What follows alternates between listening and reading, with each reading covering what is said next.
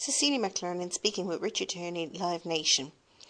Richard, brands stamping their identity on popular venues is a growing international trend, but how can brands measure the success of their investment?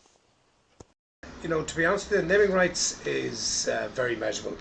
It has often been criticised as being a huge amount of money for very little return, but in fact, if the strategic objectives are set out right and the rights holder and the potential naming right partner are meant for each other, you often find the results, and particularly if they're for branding.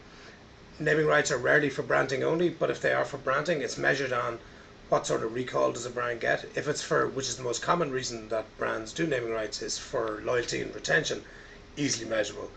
Are they holding on to customers? Recruitment, are they getting new customers? So it is very measurable. Have the success of the O2 and the Bord Gáis Theatre increased the appetite for the concept of naming rights in Ireland, do you think?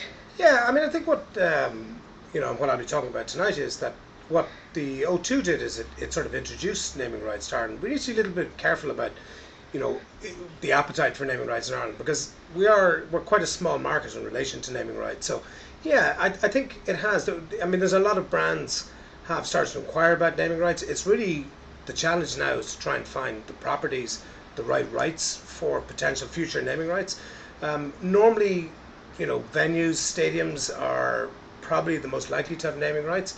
But in fact, in America now, there's a lot of infrastructural naming rights. So hospitals are being named and lots of new ways of naming. So yeah, I think it has. As you'll hear from tonight, they thought we were nuts 4 years ago when we went naming rights and you went in and asked somebody for 25 times their whole marketing budget. So, I think people are still skeptical, but there is definitely a sort of, I'd say, a new angle on naming rights in terms of marketing directors and stuff. But I think there is an appetite. And finally, a question we put to all our speakers. What is the most valuable professional lesson you have learned so far? Oh, I definitely think listening. Listening is probably a talent I've had to, through negotiating naming rights and, a lot of the commercial dealings I've had to do through Live Nation. I've had to become a great listener.